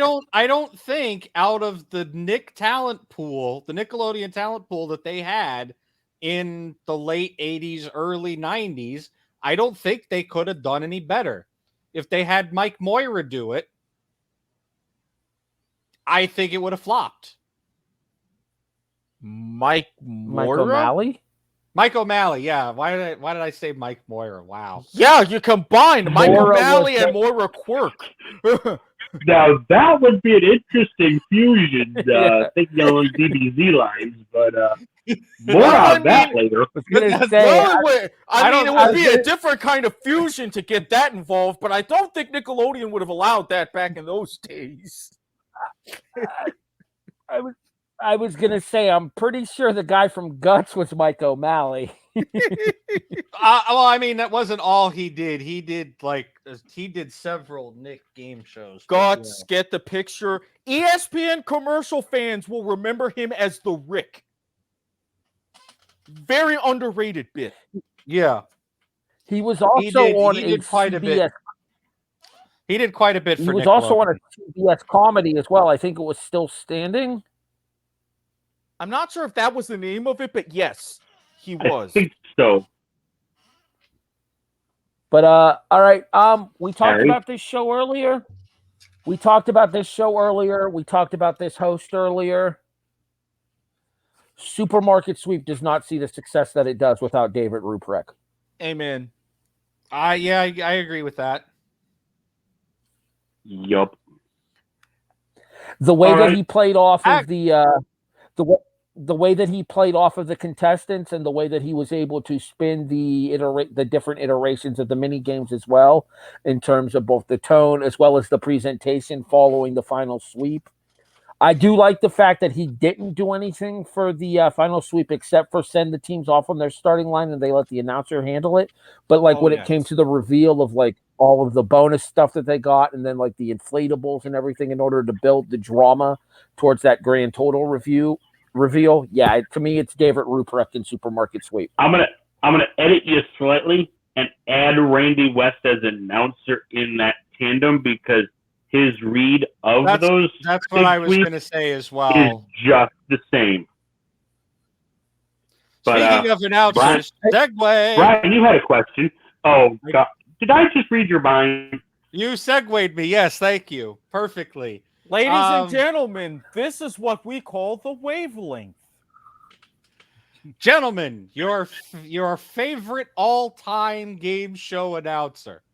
And I'm going to go first on this one because I've got mine. It's in my head. This one's easy for me. Same. Rod Roddy.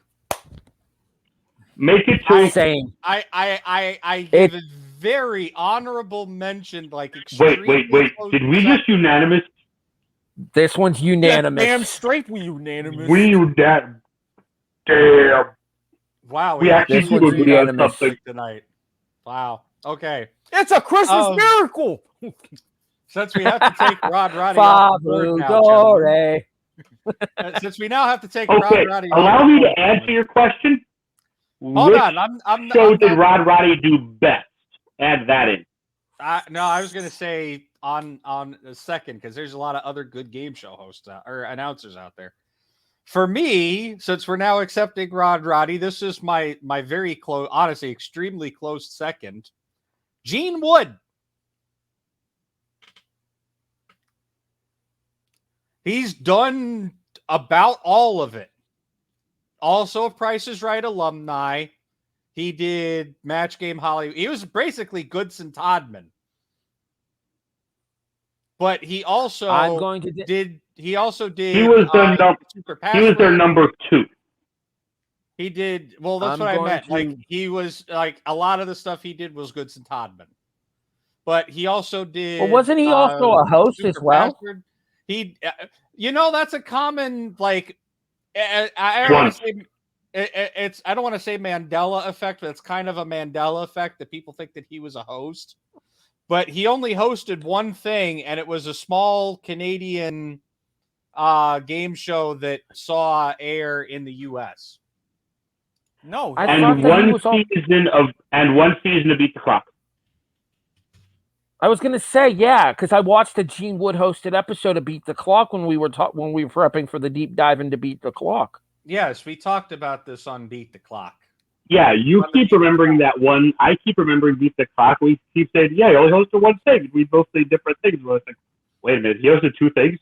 Yeah, right. He hosted two things. So to answer your question, as far as who I would put second behind Rod Roddy,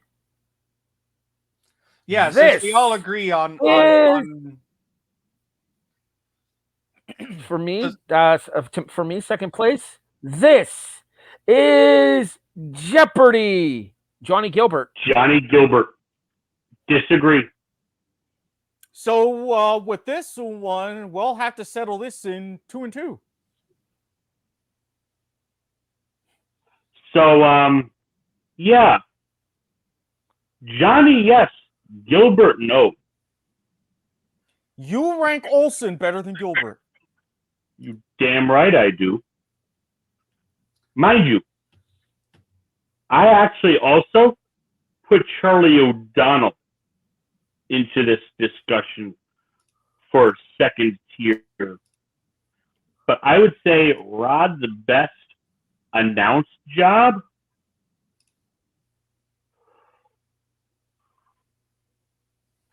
He was best compared with Samarkand. Press your luck. And if you want to be a contestant on Hitman, forget it. See, I want to say press your luck. But the suits. The suits. You can't forget Roddy's wardrobe. It was all part of the deal. He flew out to Thailand on at least twice a year just for suits. Thank you. You know, but why? Here's why I put Johnny Olsen higher on the Price is Right scale. How many of those showcases featured Roddy in them versus the other Price announcers over time? Roddy was not featured as heavily in that aspect as the other Price announcers, I kind of have to disagree there because we're talking about at that point you start talking about different eras of Price. In the Johnny Olsen era of Price, Olsen was very heavily featured in the showcases because that was the easiest technological gimmick that they could do. As digital graphic and digital stuff became more prevalent, especially in the 90s, when in the 80s and 90s, which was Rod's major stint on Price, that sort of stuff was not a thing. Which is why Roddy saw a lot less. Well, we've seen it go back around that way, but that's with George Gray. That's a lot to Carey. Yeah. Carey is the one that is saying put Gray on air. And I think part of Gray remaining with Price for as long as he has, with the way things work nowadays as opposed to how they worked back then, Gray is probably demanding more on-air time. Because he's used to being an on-air guy himself as well. Pay the man having been a previous game show host himself. Yep. All right, gentlemen. Ironically, we are an hour and 50. The biggest one being Weakest Link that we talked about earlier. Weakest Link, Pain, Famer, Shame, Extreme Gong. Oh, Extreme Gong. Real quick, I know we're already way past this one, but going back to current on-air talent, to me, second behind Steve Harvey would be Joe Tessitore with Holy Moly. I gotta admit, I do like Holy Moly. Tessitore and Rob Riggle are fantastic on Holy Moly. Not to mention, for those like how we are on the kickoff, we are for the brand. Go back and listen to Tessitore's Pat McAfee show interview. Great insight into the man kind of behind the scenes, and it's even more of why you like the guy and he's perfect for something like Holy Moly with Rob Riggle. The longer it goes, they just meld it together. And if you've watched the newest episode, the most recent episode of $100,000 Pyramid, Tessitore is one of the celebrity guests too. I gotta check that out. So he's one of the co-contestants on the new. Yeah, that was probably a wise thing to do there, Jonathan. I'm not gonna lie, because we are getting to that point in the show. Hour and 53-minute mark here, almost an hour and 54. We're gonna go ahead and go into our big finish here, everybody. This was your chance to get to know the show a little bit better. We talk about like where we've come this year. Obviously, we'll talk about where we're going. You heard us kind of get into the prices right here.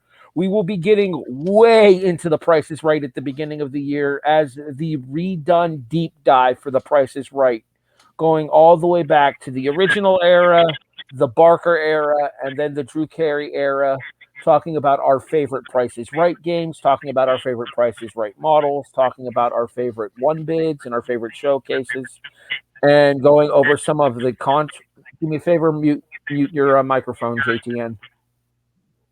I was going to say a segmented and well-portioned out deep dive of Price is Right.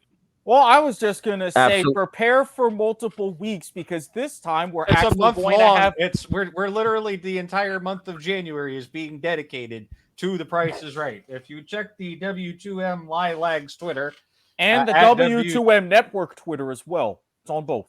Yes, we will be going into very deep coverage of Price is Right, talking about all of the pricing games, our favorite pricing games, our least favorite pricing games, the hits and the misses.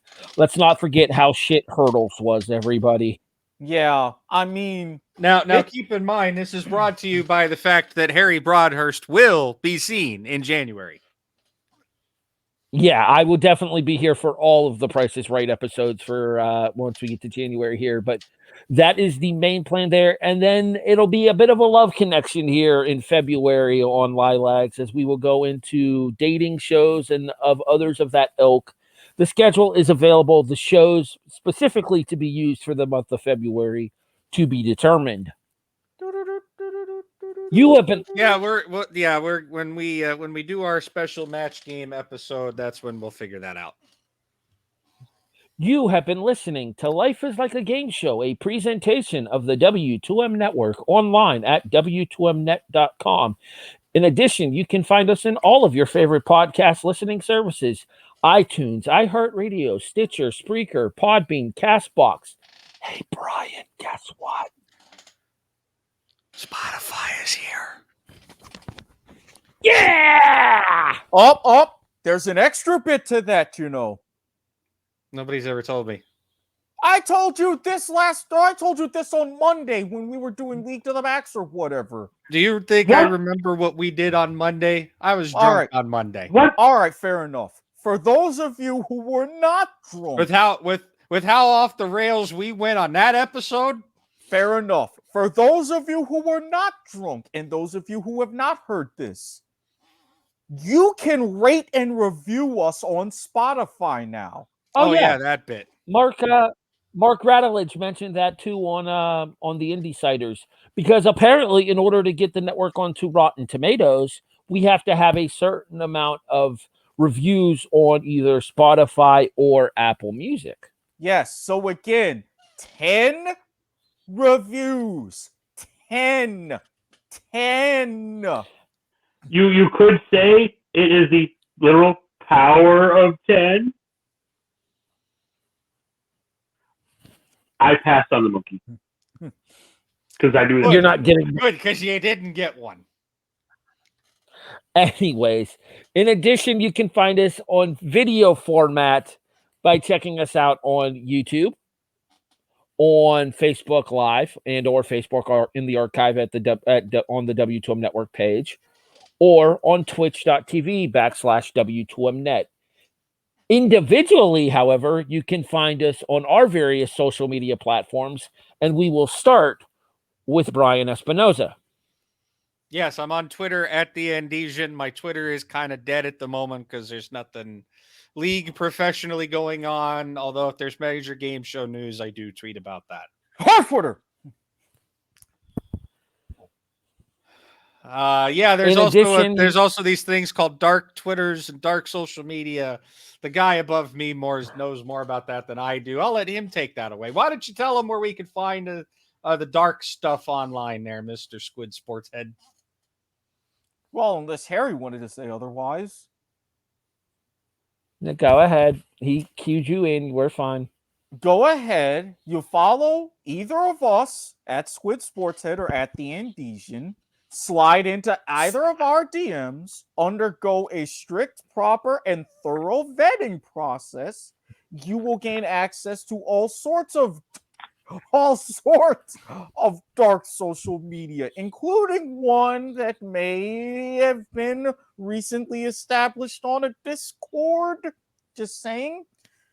But again, if you would rather not do that, we are also on Discord on the W2M network. Follow us over there. And if you happen to be watching on Twitch, follow in if you want to. Subscribe as well. We've got big plans. And for YouTube, don't forget to subscribe and ring the bell. So that way, whenever we drop something, you'll be the first to know. Mr. Nilsson, where can people find you online? Well, offline first, they can find me rooting for the Florida Gators right now because UCF just missed. Can you stop showing the bloody a field goal diploma in the background? Thank you. Besides, it's a 10-9. Hey, I don't have the championships thing to point to. Well, besides, Anyway, it's a JTN 2002 on. It's a 10-9 game, and the Niners and Titans are also on, so hush. Fair. JTN 2002, Twitch and Twitter. if you're a close personal friend of JTN, go through a less restrictive vetting process. You might get some Facebook access as well. And yeah, really unfortunately, AIM and Yahoo Messenger don't exist anymore. Otherwise, I'd still be using them. 100% ripped off your stick. He really 100% ripped off your stick. He really just ripped off our stick, didn't he, Eric? Yeah, that was a total gimmick infringement. Total gimmick infringement. I mean, I don't know. This gimmick infringement has been a a presentation. This gimmick infringement, much like this episode of Life is Like a Game Show, has been a presentation of the W2M Network. Oh, you can find us online at all those places that Harry just mentioned. Oh, you son of a bitch! Hey, one last thing. Keep this in mind. Always have your gimmick infringers spayed and neutered. Oh no, Watkins knows what he did. That dumb bitch just stole my sign off, and I am not happy about it. So, anyways, this has been a special presentation of the W2. I haven't had a chance to give my socials yet. You hush your mouth. Have your UF graduates spayed and neutered. Mute this man. I said it's great to be a Florida. Anyways, at HEB the Eagle, pretty much everywhere social media related, Twitter, Facebook, YouTube. I don't really use the YouTube page to upload videos, but I comment on there sometimes. Email at Yahoo. Remember, hate mail to s.garmer@gmail.com. Proper segue. In addition, if you want to, you can go ahead and find me on Facebook. Shoot me a message. I'll be happy to talk sports, wrestling, game shows, whatever with you. Wrestling, like I said earlier in the show, the Indie-Siders episode 2, myself and the man with the podcast power, Mark Rattledge, bring you Ring of Honor's Final Battle 2021 and Beyond Wrestling's Fet Forever 2021. Those are both available in a single episode. It runs about an hour and a half for both shows over on the W2M network by way of Rattledge and Broadcasting. Can we all anyway, X, please? I mean, as a Gators fan, I have to approve of it. Sorry. Anyways. Yeah, speaking of other podcasts that were on here on the network, League to the Max or whatever, yeah. We just had our year-end show on Monday. The or whatever part definitely went a bit off the rails there. It was a filler episode.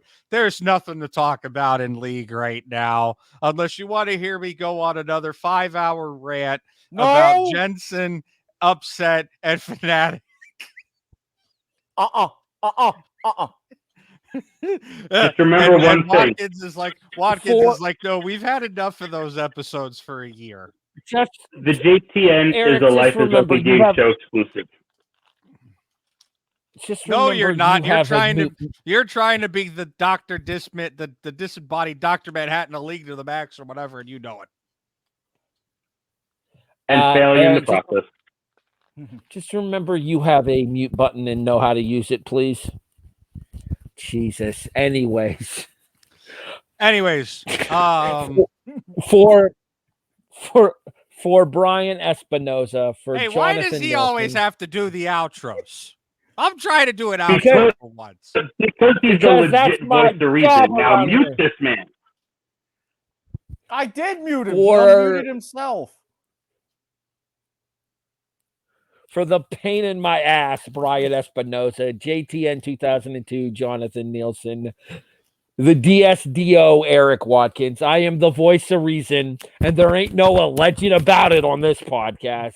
I am Harry Broadhurst. You have been listening to Life is Like a Game Show, a presentation of the W2M Network.